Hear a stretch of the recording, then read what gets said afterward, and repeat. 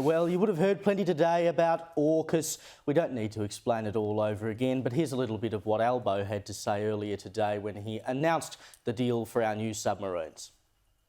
Today, a new chapter in the relationship between our nation, the United States and the United Kingdom begins.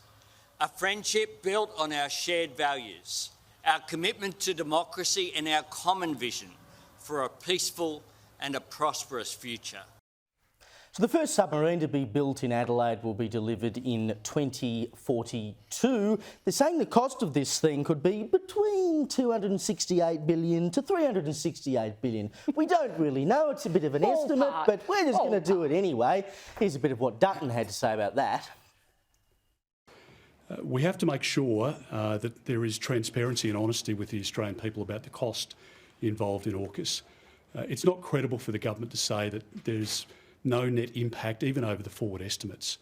We can't allow Labor to cannibalise the Defence Force to pay for AUKUS. It's not an either-or option.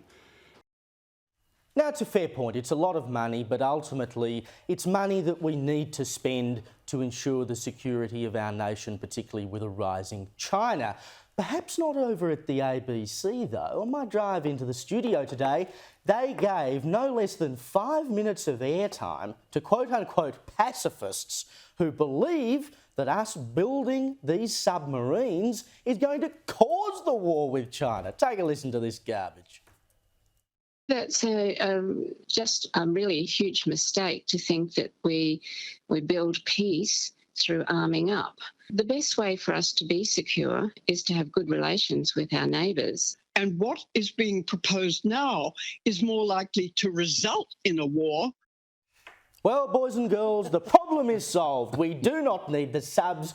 We just need to cosy up and be very friendly with China, and then they won't come and invade us. Would be so much cheaper. I mean, seriously, why did the ABC even think that was a point of view worth airing as though it was sensible? I mean, they're basically saying, yeah, that's all fine. When China comes, let's just lay down and let them do it. I mean, they may as well be CCP shills. They are literally running the China line.